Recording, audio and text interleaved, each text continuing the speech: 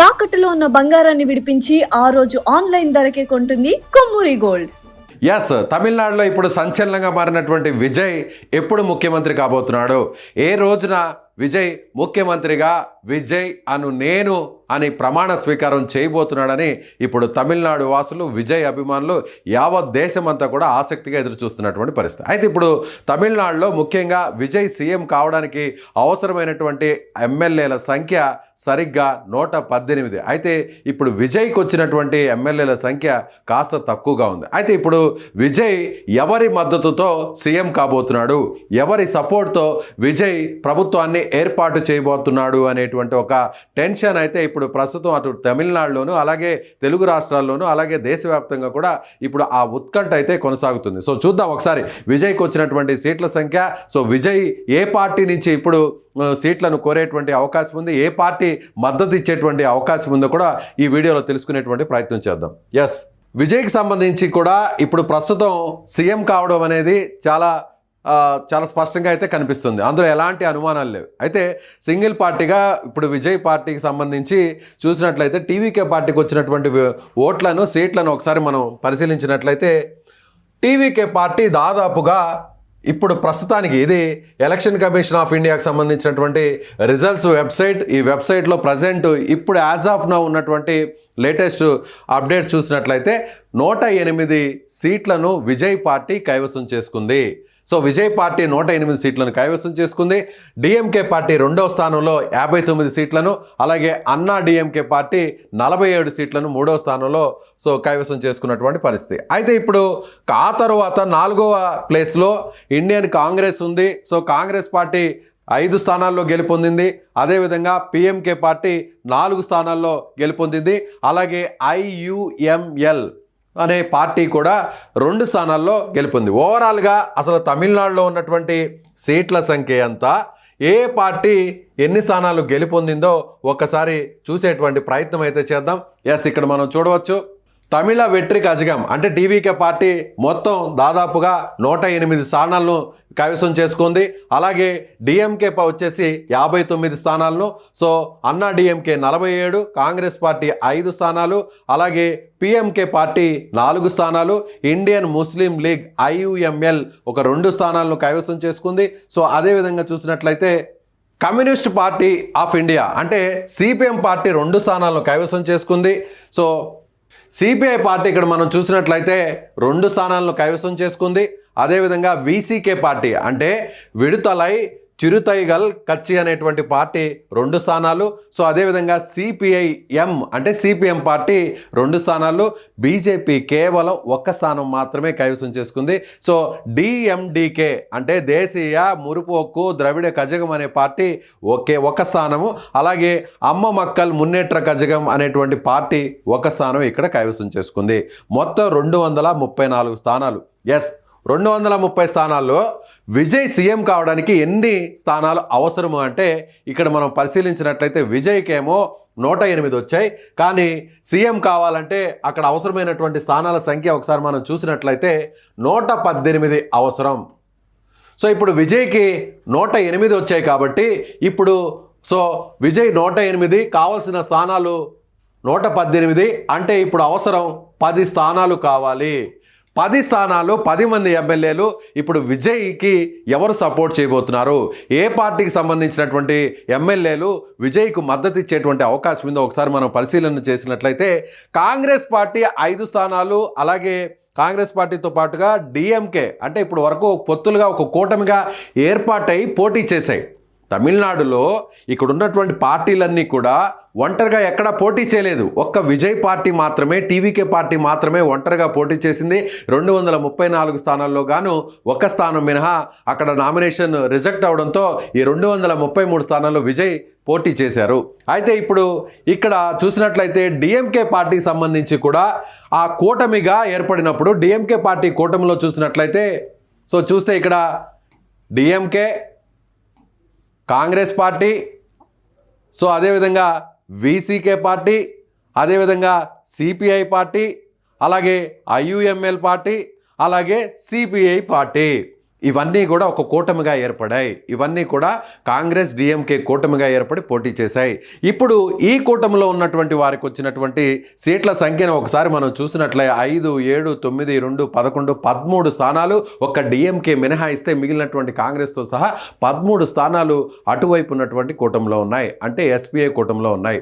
ఇక అన్నా డిఎంకే సంబంధించినటువంటి కూటమిని ఒకసారి మనం పరిశీలించినట్లయితే అన్నా డిఎంకే కూటమిలో చూసినట్లయితే మనం చూడొచ్చు 47 స్థానాలు అన్నా డిఎంకే, అందులో పిఎంకే ఉంది. సో బీజేపీ కూడా అక్కడ ఒక స్థానాన్ని కైవసం చేసుకుంది. ఏఎంకే పార్టీ ఒక స్థానాన్ని, అంటే అన్నా డిఎంకే కూటమిలో వేరే పార్టీలకు సంబంధించినటువంటి ఎమ్మెల్యేలు తక్కువ మంది ఉన్నారు. అన్నా డిఎంకేలో మాత్రమే 47 మంది ఉన్నారు. పిఎంకే పార్టీకి సంబంధించి 4 ఉన్నారు. బీజేపీలో 1 ఉన్నారు.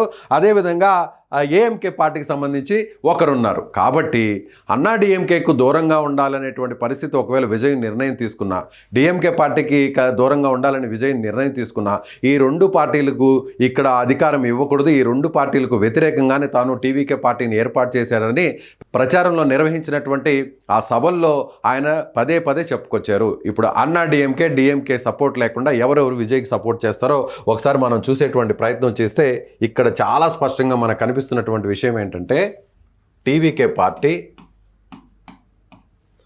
సో మిగిలినటువంటి 10 అవసరం. ఈ 10 ఎవరి దగ్గర నుంచి తీసుకునే అవకాశాలు ఎక్కువగా ఉన్నాయంటే పిఎంకే, అన్నా డిఎంకేలో పోటీ చేసినటువంటి పిఎంకే నేను రెడీగా ఉన్నాను, మీతో రావడానికి సిద్ధంగా ఉన్నానని చెప్తోంది. అదేవిధంగా కాంగ్రెస్ పార్టీ కూడా 5 స్థానాల్లో గెలుపొందింది. సో ఇక్కడే మనకు 9 వస్తున్నాయి. అదేవిధంగా సిపిఐ 2, సిపిఎం 2. సో పిఎంకే అంటే అన్నా డిఎంకేకు ఉన్న కూటమి, అంటే ఈ కూటమికి సంబంధం లేకుండా వేరే కూటమిలో ఉంది కాబట్టి పిఎంకేని ప్రస్తుతానికి పక్కన పెట్టినా కూడా కాంగ్రెస్ పార్టీ 5 స్థానాలు, సిపిఐ పార్టీ 2 స్థానాలు, సిపిఎం పార్టీ 2 స్థానాలు, ఐయుఎంఎల్ కూడా 2 స్థానాలు ఉన్నాయి. కాబట్టి ఇక్కడ మనకి కాంగ్రెస్ 5, 7, 9, 2, 11.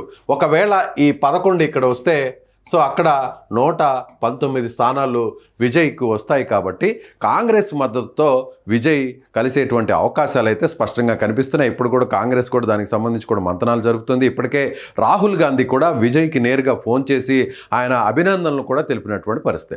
అయితే దాదాపు ఒక 15 సంవత్సరాల నుంచి అటు డిఎంకే పార్టీ, కాంగ్రెస్ పార్టీ 2 కూడా కలిసి ఉన్నాయి. 2 కూడా కలిసి కూటమిగా పోటీ చేశాయి. సో అటు వామపక్షాలు, కాంగ్రెస్ పార్టీ అన్నీ కలిసి గత ఎన్నికల్లో ఈ తమిళనాడులో జరిగిన ఎన్నికల్లో పోటీ చేశాయి. అలాంటి సందర్భంలో డిఎంకేను కాదనుకొని ఇప్పుడు కాంగ్రెస్ పార్టీ టీవీకే వైపు వస్తుందా అనేది ఇప్పుడు పెద్ద ప్రశ్నగా మారింది. అయితే ఇప్పుడు శాశ్వతంగా ఒకవేళ కాంగ్రెస్ కానీ డిఎంకేను వదులుకుంటే తప్ప టీవీకే వైపు వచ్చే పరిస్థితి లేదు.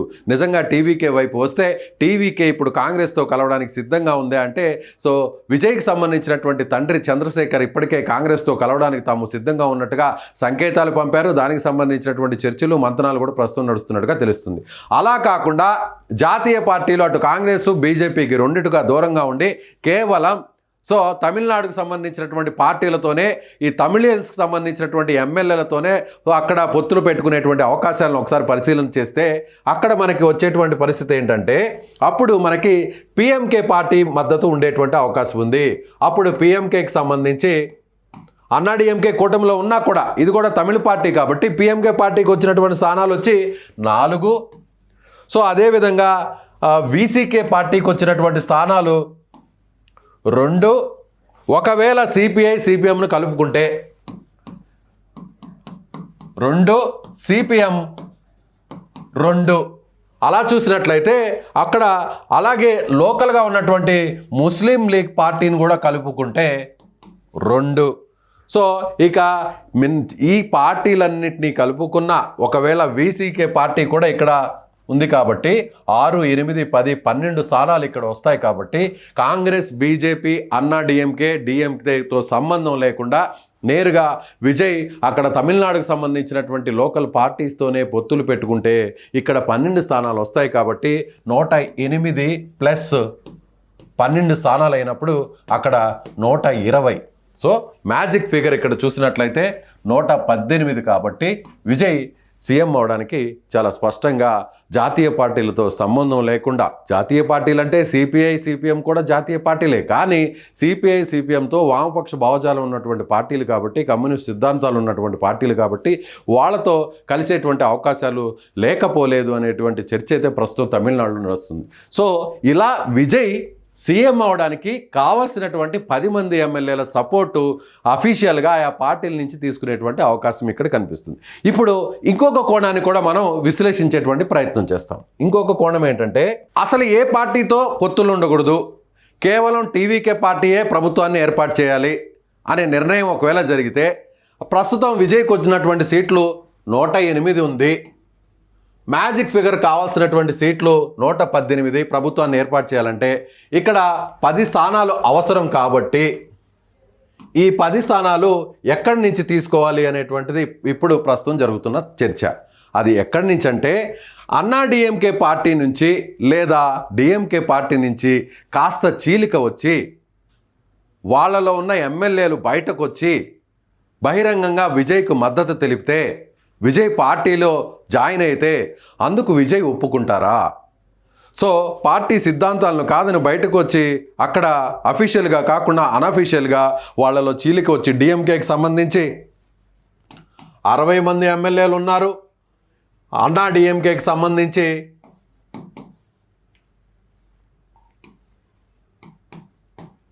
47 మంది ఎమ్మెల్యేలు ఉన్నారు. ఈ 60 మందిలో లేదా 47లో ఎంతమంది విజయ్ వైపు వస్తారు అనేది కూడా ఇప్పుడు తమిళనాడు రాజకీయాల్లో ఆసక్తికరంగా మారినటువంటి పరిస్థితి. ఎందుకంటే అధికారం కోసం విజయ్ వైపు నడవడానికి కొంతమంది ఎమ్మెల్యేలు ఇప్పటికే సిద్ధంగా ఉన్నట్టుగా తెలుస్తుంది. డిఎంకే నుంచి వస్తారా లేదంటే అన్నా డిఎంకే నుంచి వస్తారా అనేది కూడా ఇప్పుడు పెద్ద ఎత్తున చర్చ నడుస్తుంది. అన్నా డిఎంకే నుంచి పార్టీకి నుంచి రాజీనామా చేసి ఒకవేళ పార్టీలో చేరేటువంటి అవకాశాలు ఎంతవరకు ఉంటాయనేది చూడాలి. ప్రస్తుతానికి ఒకవేళ మద్దతు ఇచ్చినా కూడా, విజయ్ సీఎం అయినా కూడా వాళ్ళ చేత రాజీనామా చేయించి మళ్ళీ బై ఎలక్షన్లో ఎన్నికల్లో పోటీ నిర్వహించి అక్కడ మళ్ళీ విజయ్ గెలిచేటువంటి అవకాశాలు కూడా ఉన్నాయి. ఇంకొక విషయాన్ని కూడా ఇక్కడ ప్రధానంగా ప్రస్తావించాల్సినటువంటి పరిస్థితి. ఎందుకంటే ఇప్పుడు విజయ్ పోటీ చేసినటువంటి 2 స్థానాలు కూడా, అందులో ఒకటి పెరంబూరు, మరొకటి తిరుచిరాపల్లి ఈస్ట్ కాబట్టి ఎమ్మెల్యేల సంఖ్య చూసినా కూడా ఒక ఎమ్మెల్యే కిందే పరిగణిస్తారు. కాబట్టి అప్పుడు విజయ్కి 107 కిందే వచ్చేటువంటి అవకాశం ఉంది. కాబట్టి సో మరొక స్థానం కూడా అవసరం. అంటే మొత్తం 11 మంది ఎమ్మెల్యేలు ఇప్పుడు కొత్తగా విజయ్కి సపోర్ట్ చేస్తేనే విజయ్ ముఖ్యమంత్రి అవుతారు. ఆబ్వియస్లీ ఖచ్చితంగా పొత్తులనే కుదరొచ్చు, ఖచ్చితంగా పొత్తులు ఉంటాయి. పొత్తులు కుదరని పక్షంలో విజయ్ సింగిల్గానే ప్రభుత్వాన్ని ఏర్పాటు చేయాలనుకుంటే ఈ పార్టీల నుంచి ఎమ్మెల్యేలను ఇటువైపు లాగాలి. అది డిఎంకే అయినా ఉండొచ్చు లేదా అన్నా డిఎంకే పార్టీ నుంచి అయినా ఇటువైపు అయినా ఉండాలి. కానీ ఈ సాంప్రదాయ రాజకీయాలను విజయ్ కొనసాగిస్తాడా లేదనేది కూడా చూడాల్సినటువంటి పరిస్థితి. ఎందుకంటే ఇప్పటివరకు కూడా పార్టీలని ఈ పార్టీల నుంచి ఆ పార్టీలోకి జంప్ జిలానీలు జరుగుతూనే ఉన్నాయి. ఈ జంపింగ్ జిలానీస్ని ఈ విజయ్ ఎంకరేజ్ చేస్తారా లేదా అనేది కూడా చూడాల్సినటువంటి పరిస్థితి. అలా కాకుండా అఫీషియల్గా పార్టీలతో పొత్తులు పెట్టుకొని వాళ్ళకి మిత్రధర్మంలో భాగంగా కొన్ని మంత్రి పదవులను కేటాయించి క్యాబినెట్లోకి తీసుకుంటారా, లేదంటే సాంప్రదాయ రాజకీయాల్లో భాగంగా ఇప్పటి వరకు జరుగుతున్నటువంటి ఇలాంటి కార్యక్రమాలు అంటే దాటుడు వ్యవహారాలు, అంటే జంపింగ్లు కూడా విజయ్ ప్రోత్సహిస్తాడా లేదంటే కొత్త రాజకీయాలకు తెరతీస్తాడా అనేది కూడా మనం వేచి చూడాల్సినటువంటి పరిస్థితి. ఏది ఏమైనా విజయ్ సీఎం కావడం 100% పక్కా. అది ఎప్పుడు అనేది, డేట్ ఎలా అనేది మరికొన్ని రోజుల్లో క్లారిటీ వచ్చే అవకాశం ఉంది. ఏ పార్టీల సపోర్ట్ తీసుకుంటాడనేది కూడా మరికొన్ని గంటల్లో మనకు క్లారిటీ వచ్చే అవకాశం ఉంది. మ్యాక్సిమం కాంగ్రెస్ పార్టీతో కలుస్తాడా, కాంగ్రెస్ పార్టీతో కలవకపోతే మాత్రం సో అక్కడ లోకల్గా ఉన్న చిన్న పార్టీలతో కలుస్తాడు. లేదంటే డిఎంకే అన్నా డిఎంకే నుంచి ఎమ్మెల్యేలు జంప్ అయితే వాళ్ళని తన పార్టీలో జాయిన్ చేసుకొని ప్రభుత్వాన్ని ఏర్పాటు చేసేటువంటి అవకాశాలు ఉన్నాయి. సో ఇది ప్రస్తుతం తమిళనాడులో అయితే హంగ్ ఉన్నప్పటికీ కూడా విజయ్ సీఎం కావడం అనేది 100% పక్కాగా కనిపిస్తున్నటువంటి మాట. సో మీరేమనుకుంటున్నారు? విజయ్ ఏ పార్టీ సపోర్ట్ తీసుకుంటే బాగుంటుంది అనుకుంటారు? విజయ్ ఎవరి మద్దతు కోరితే మంచిది? అలా అక్కడ విజయ్కి భవిష్యత్తు కానీ లేదంటే తమిళనాడు రాజకీయ భవిష్యత్తు కానీ ఎలా ఉండే అవకాశం ఉందో మీ అభిప్రాయాన్ని కామెంట్ చేయండి.